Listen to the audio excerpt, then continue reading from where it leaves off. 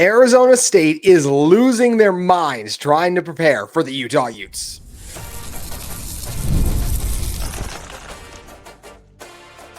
You are Locked On Utes, your daily podcast on the Utah Utes. Part of the Locked On Podcast Network, your team every day. Hello, everyone, and thank you for making Locked On Utes your first listen and view of the day. We are part of the Locked On Podcast Network, available wherever you get your podcasts, as well as on YouTube. If it's your first time tuning into our show, make sure you like and subscribe. Today's episode of Locked On Utes is brought to you by FanDuel. Right now, new customers can bet just $5, and if your bet wins, you'll get $300 in bonus bets to use across the app. You can download today. My name is JT Wistrcill. Excited to have on an old friend of the show, former Utah beat writer Elijah Grayson Murray, who's actually now at Arizona State, pursuing his master in sports journalism down there. So very familiar with this Sun Devils team. So we're talking about the matchup. We're talking about the key matchups, the storylines, who wins, all of that. But first, I have no idea what's going on down in Tempe. Oh my gosh. Kenny Dillingham, Sam Levitt. It might rain in Utah. I think it was like 50% chance last look, and it might rain heavily, right? So it makes sense why you want to prepare a little bit for the elements, but the way to prepare for the elements of rain is not standing. I love that Dillingham's the one who did it. For those of you who don't know what I'm talking about, Kenny Dillingham stood behind Sam Levitt, his quarterback, and was using a water bottle to spray the ball as he was going to throw it to simulate the conditions of throwing in the rain. I can think of a million ways better to simulate in the rain than your head coach with a water bottle standing behind and spraying. I just think it's absolute insanity. And I love Kenny Dillingham. I think he's one of the best coaches, if not the best in the Big 12. But Elijah, I do think he's kind of lost his mind with this one. I don't see it at all, what he's doing. I got to praise his innovative, mindset on this, between this and the bells for Mississippi State, which didn't work too well for them. I think you got to do whatever you can, but I was watching the video and I'm just like, how is this helping him in any way? It's still 98 degrees here in Arizona, and the ball's probably dry before he's even, letting it out of his hand. So, and I think it's also playing in the rain is a lot more, and throwing in the rain is a lot more than just, having some water on the ball and, it's in your face, it's dripping off your helmet, you're slipping and everything. That doesn't really, I don't see how that simulates the full effect of the rain. I know you got to do what you got to do, especially in the desert, but man, it just seems like you're kind of grasping at straws here. It's hilarious. The video is amazing for those of you who haven't checked out.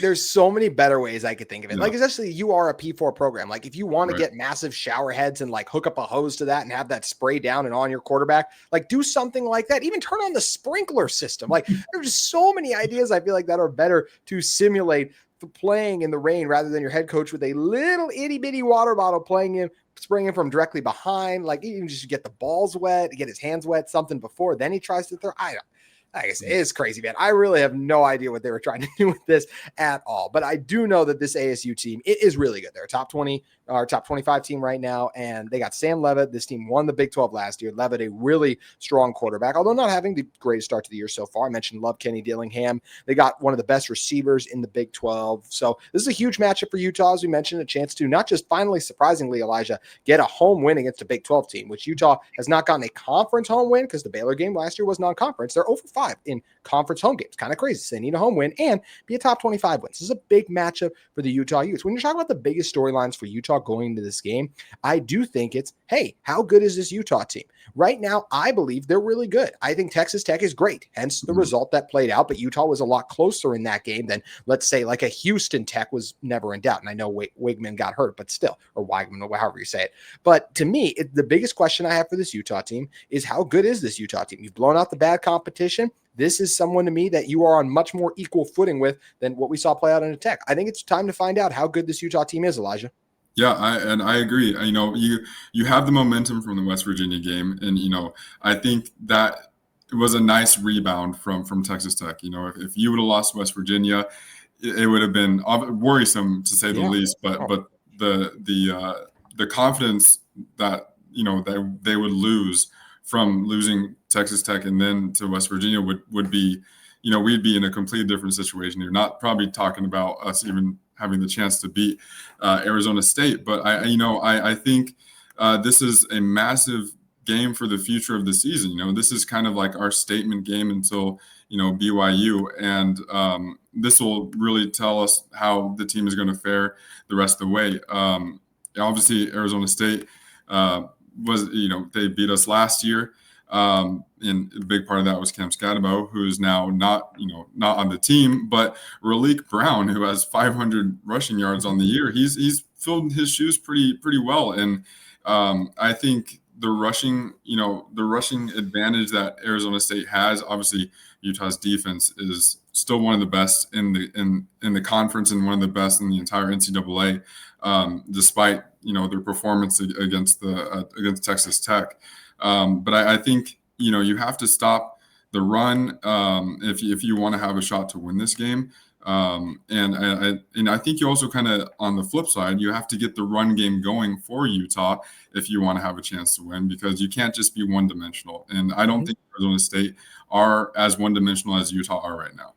Yeah, I would agree with that. I think this Utah team needs to continue to grow the passing game. And, this Utah team too, one of the other questions is, hey, how can Devin Dampier perform at a high level against good teams? Like, that's the same thing we're asking about Utah, but it absolutely applies to Devin Dampier, who has lit up the not great competition. And granted, there was the whole ankle thing, but wasn't very good against Texas Tech. So this is an opportunity. Hey, you've had a week off to rest up more. You look better against West Virginia.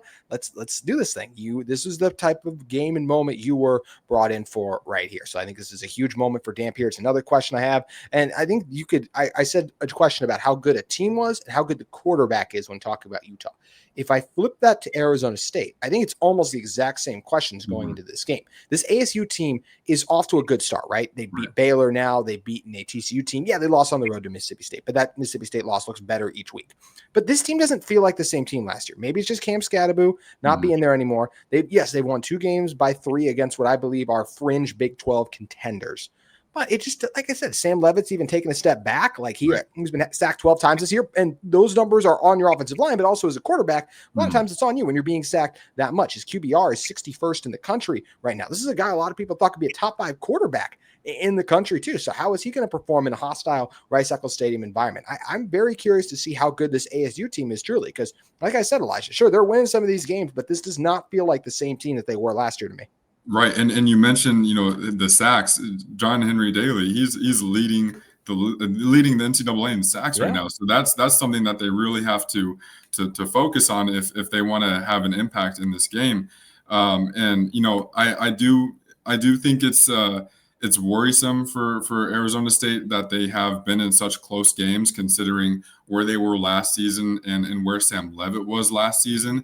Obviously, the loss of Scadabo is monumental, right? He's one of the best. He was one of the best, if not the best, running back in the NCAA last year. Obviously Genty was probably better, but there's not very many names you could name that were on his level. And so when having Levitt take a step back with the loss of Scadabo, the offensive line is not really protecting the way they should. And like you said, that's also that also falls on Levitt, but as Utah fans, we know the offensive line, when they don't do their job, it's not a good sign. But no, I think it's going to be interesting to see how much pressure Utah will be able to actually generate on Levitt, because they are dealing still with a relatively prolific running game between Levitt and Brown, although Levitt hasn't been able to get that side of the ball going as much. He still is second on the team with 281 rushing yards, and still, funny enough, he has more rushing yards than Wayshawn Parker on the year, who only has 280. Yep. And so that's a aspect of the game that Utah needs to focus on and shut down in order to really show the NCAA that they are, who we thought they were going to be at the start of the year. Yeah, both these teams, a lot to prove on Saturday. What are the key matchups that are going to define this one? We're telling you in one moment. Today's show is brought to you by our friends at Supply House. When the opening whistle blows on a new repair, get your crew moving forward with Supply House. Order today and see parts on your doorstep tomorrow. Over 280,000 plumbing, HVAC, and electrical items from the most trusted brands in the business. That's Supply House. Their real-time inventory and honest lead times keep you from punting projects, while their industry-leading customer service always has your blind side covered. Need parts fast for a project? Supply House has next day delivery. Talk about a game changer. Their Trademaster perks like priority shipping and dedicated support make the whole process smoother. Plus, the part finder tools and 3D schematics can save you hours on jobs when every detail matters. Join the free Trademaster program today and score serious perks like priority shipping, low prices, and dedicated support lines. Visit supplyhouse.com to sign up for free and use the promo code SHCollege5. That's capital S, capital H, the word college, and then 5 at the end for 5% off your first order. That's supplyhouse.com. Real people, real services with Supply House.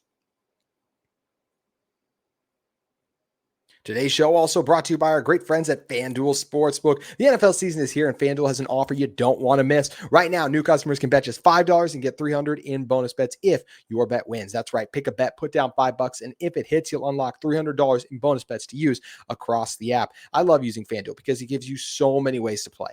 Whether it's building parlays, trying to maximize player props, even following live lines. Also, if you're a casual fan, you love diving into the stats, FanDuel makes the game day experience so much better. For college football fans, how about this Utah ASU game, right? 2 4-1 teams facing off in Salt Lake City. The Utes, 5.5 point favorites right now. Honestly, I like Utah in this game, and I actually think they got a shot to cover too. It's a good ASU team. I could absolutely see a world where not just ASU covers, but wins, of course. But I like this Utah team. I think they're playing well at the right time. Like we said, this Sun Devil team feels like they're teetering a little bit. So I lean the Utes in this one. But however you're leaning, head over to FanDuel today. What are you waiting for? Visit FanDuel.com, download the FanDuel app today, and get started with FanDuel Sportsbook. It's a massive matchup in Salt Lake City on Saturday. Cannot wait to get this one kicked off and underway.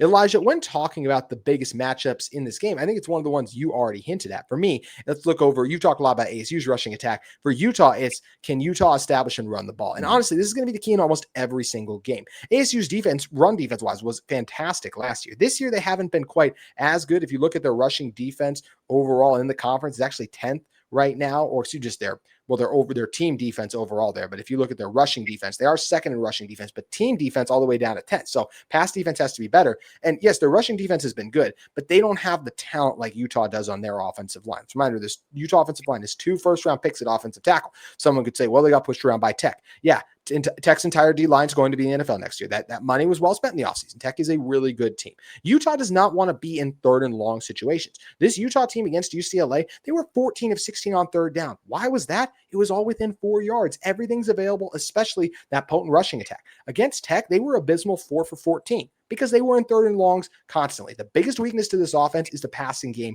is the long passing game right now. Short passing game, they can do some stuff, but they are not a pick you apart, deep passing offense. That what they need to do is continue to run the ball. And I do think that's the biggest key for both sides. Utah running the ball and ASU trying to shut down that potent rushing attack. Utah's rushing game right now, yards per game basis, Eliza, top 10 in the country. So the Sun Devils are going to have their hands full in Salt Lake City. Yeah. And, I think you have to start tapping into that run game. You have so much talent. I mean, Wayshawn Parker alone, he's an immense talent and he's so young. And then obviously you have Nakari Rogers as well. And that 1-2 punch should be prolific. They should be one of the best in college football, especially behind our offensive line. And they have yet to, I don't know if it's really click. And I think Whittingham said that he's waiting for an elite back to separate between the two. And I think that you won't get that unless you start running the ball more. And in game situations, obviously in practice, it helps to, try and see separation, but in game, that's when you're really going to get the feel for who is the true RB1 in this offense. And I think obviously Jason Beck, he's clearly a more pass heavy offensive coordinator. But running is Utah's DNA, whether we like it or not, whether it's flashy or not. The run game is Utah's DNA. It is Kyle Whittingham's DNA. And I think you have to tap into that more. That's what, led us to success in 2020 and 2021, 2021, 2022. And I think you have to get back at that, and you can still incorporate the pass game. Clearly, it's been like Ryan Davis. He's probably one of the best slot receivers, short yardage receivers in the Big 12. But other than that, you really haven't been getting as much as you would like. And I understand that the receivers are the receiver room is pretty iffy at best at the moment. But then that's even more reason to get the run game going, in my opinion. You have a solidified name, Wayshawn Parker, Nakari Rogers. I think you have to tap into that. And I think if they do, and if they find success in that, despite Arizona State having such a good run defense, I think there's no way that they don't win. And like you said, I think that they cover for sure, especially with the weather. I agree. Yeah, that'll be a big thing. And if we're shifting over to the other side of the ball, it's a little different of a key because, yes, Arizona State's rushing attack, you mentioned, they've showed some promise there. Absolutely. Like what Raleek Brown has done, 506 yards, 6 yards a carry, that 2 touchdowns. Like that is a part of the equation for me, for Utah.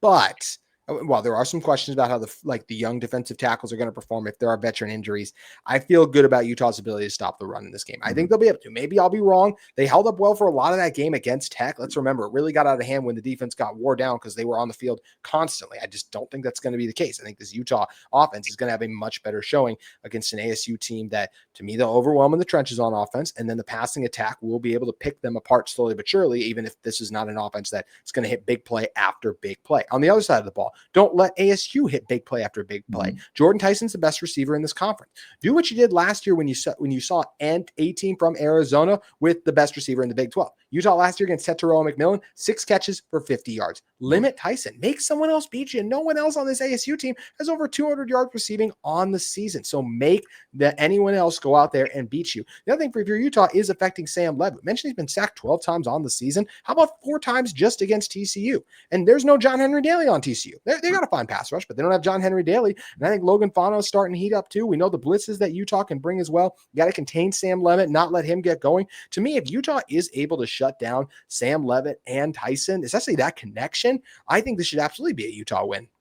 Yeah, 100%. I mean, that's pretty much the heartbeat of Arizona State's offense right now, is that connection and that connection being available. Right. If you crash the pocket and give Sam Levitt no time to really process his reads, or even have time to say, I can get Tyson on this play. That's already you're already winning half the battle, because shutting down Tyson is pretty much the key. Like you said, Raleek Brown has been doing good, and he has 500 yards on the season, but Utah's defensive line is still one of the better defensive lines in the conference, especially the defensive ends. Obviously, Fano is heating up, and John Henry Daly, like we already mentioned, he's probably the best pass rusher in the college football right now. And I also think that Jackson Benny, he's going to be a big part of shutting that down. He has 3 interceptions in the year. Hopefully healthy. And if he's healthy, I think that'll be a massive plus for Utah in getting that connection kind of severed in this game. And again, back to the weather, that's also going to play a factor, right? You can't simulate what could potentially be what Mother Nature could potentially bring down on Rice-Eccles Stadium on Saturday, and I think that'll also play a factor. And I think that Utah needs to take advantage of that, because if you're putting a lot of pressure on Levitt, that's automatically mixed with the rain going to mess with his head, and I think that's going to be a big plus for Utah. I agree. Isn't it? I think bad weather favors Utah. With how good Jordan Tyson is, Sam Levitt is the better quarterback, even though I did think Devin Dampier could absolutely outplay him in this game. It just feels like Utah, if it's like, oh, hey, we got to run the ball every time, like it's a fist fight, I'll take our talent in the trenches over yours. I think that favors Utah. And you feel the same way? Oh, 100%. Yeah. And I remember last year when we were down, I forgot what game it was. I don't know if it was U of A, or it might have been U of A when it started raining in the second half, and we started actually coming back. And I was like, oh, hold up.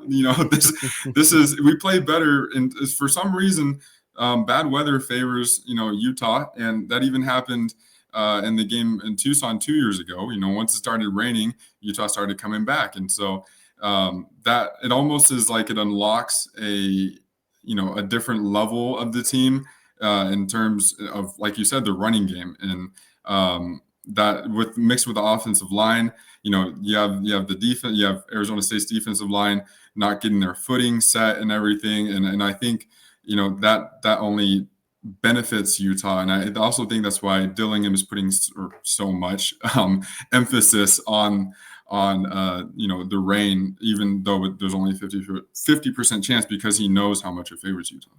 Yeah, it would favor Utah, so it'll be interesting to see how ASU can handle it. It's also going to be fascinating to see who wins this dang game. We're telling you in one moment.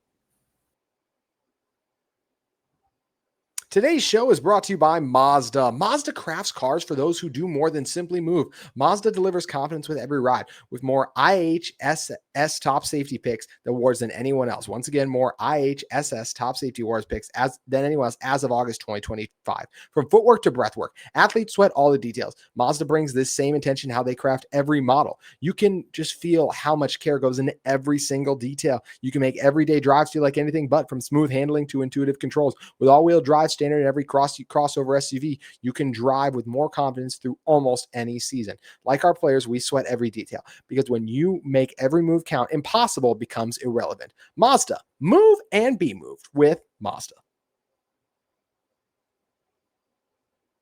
Today's show is also brought to you by our friends at Quo. One of the tools that help make a huge difference for business owners is Quo, formerly Open Phone. It's the same great business phone system you've heard me talk about before, with just a new name. And here's why it matters. Every missed call is money left on the table. When every customer conversation counts, you need a phone system that keeps you connected 24/7. Quo is the #1 business phone system that streamlines customer communication. It works right through an app on your phone or computer. So no more carrying two phones or relying on a landline. I love Quo, formerly Open Phone, lets your team share one number and collect and collaborate on calls and texts, like a shared inbox, so no customer gets left hanging. Whether you're a solo operator juggling everything or part of a larger team, Quo makes it easy to stay responsive and professional. See why over 90,000 businesses trust Quo. That's right, over 90,000 businesses. For Quo, formerly Open Phone, you can get started and get 20% off your first 6 months at quo.com/lockedoncollege. Once again, that's quo.com/lockedoncollege. In all caps, no spaces with Locked On College. And if you've got existing numbers with another service, Quo will port them over at no extra charge. Quo, no missed calls, no missed customers. Elijah, looking at this game coming up, it's going to be an absolute blast. And I think one thing we're getting to see here is what I could genuinely argue are the two best coaches in the Big 12 right now. I actually personally think Kenny Dillingham is the best head coach in the Big 12. To me, I hold Whit a little accountable for what's happened to this team the last couple of years, the injury mismanagement, the lack of quarterback development. I know it was 1 year worst to first, but I was so impressed by what Kenny Dillingham does. I think he does a great job of getting his team ready to play. I think he's incredibly creative and innovative. He is the best coach in the Big 12 right now to me, even though Kyle Whittingham is still really good. Who do you think is the better coach in this game? I think Dillingham is the best coach in the Big 12, and I think he's one of the best coaches in college football. He is so innovative. He has completely changed the culture at ASU. No one really had any expectations for ASU prior to his arrival, and even obviously didn't have any expectations for them last year. But he proved them all wrong, and I think. Just the way that he has, rallied not only, Arizona around the Sun Devils, but also how he has just made this team into a team that is talked about on national, TV, that is in the AP poll, that is, talked about as one of the better teams in the Big 12. I think that is a testament on its own. And, I love Whittingham, but his play to not lose philosophy over his play to win, it really kind of sits with me wrong. He's obviously a legendary coach, and he has brought immense success to Utah. But if we're looking at the current situation, at the current year, at the current time, Kenny Dillingham is the better coach. I agree, and I'm really interested to see how this game plays out. Elijah, it's prediction time. What are you feeling? I know I just praised Dillingham or Kenny Dillingham, but I have Utah winning 24-17. I think the weather is going to play a factor, and I think that weather is also going to unlock Utah's running game, and I think that'll be the difference in this game. I like it. I think Utah's going to win too. I think Devin Dampier plays one of his best game against a good team so far. And I know he's only played one. Maybe that UCLA win will end up being a good win against a decent team. Maybe it was just coaching derailing them. We'll wait and see how that all ends up playing out. But to me, this Utah team, this is their moment. This is their time. Maybe I'm wrong. Maybe they just aren't as good this year. But when I watch this team play, I say this talent in the trenches where games are won and lost. Best tackle duo in college football. Maybe the best pass rusher in college football. One of the most dynamic quarterbacks, a physical running game, a defense that is one of the best in the country overall and is only allowing less than 15 points per game. Like, that's incredible. To me, they have a performance. They have a day. They frustrate Sam Levitt. They frustrate Jordan Tyson. They frustrate Kenny Dillingham. He can blast his little water ball all you want, but he's not getting a win against the Utah Utes this weekend. I'm going to take Utah to win 33, ASU 27. I think the Utah offense is able to do some things here, Elijah. And as I said, man, so fired up for this game. Is there anything else with it you think that's worth talking about? I'm just excited. This is really the turning point for Utah. For the rest of the season, I think this is our make or break game. And obviously we all thought Texas Tech was going to be that, but it wasn't. So this is, kind of the plan B. And I think if Utah can prove to not only the fan base, but to, the national media that they are a serious team and that they're a well-rounded team, I think it'll prove well for the rest of the season and this could be the moment when we look back and be like, oh, this was the start of the playoff run. So I totally agree. I feel the same way. I'm so excited for this game. Elijah, thank you so much for coming on, man. Please let everyone know where they can find and follow you at. Yeah, you can just follow me on X at Elijah G. Murray. I'm not really active on there at the moment because I am in school, but I still love interacting with Utah fans, and I still love seeing all the posts from the community. And so if you guys want to follow me over there, I appreciate it. And, go Utes as always. Go Utes. Thanks for coming on, Elijah. Thank you. That's going to do it for today's Locked On Utes. A reminder, we have something really exciting going on at the Locked On Network. You can make your second listens, of course, still Locked On College Football, Locked On Big 12. But also, speaking of Locked On Big 12, how about Drake Toll of Locked On Big 12 leading the conversation on Locked On and Fire TV's College Football Kickoff? Drake is joined by two-time AP Coach of the Year Gary Patterson, former college star Jesse Holley, and Locked On's local experts. A college football preview only Locked On can do. Catch College Football Kickoff every Thursday throughout the season, only on Fire TV. Thanks again to Elijah for hopping on. That's going to do it for our show. We'll see you tomorrow as we continue to break down this matchup between the Utah Utes and Arizona State Sun Devils.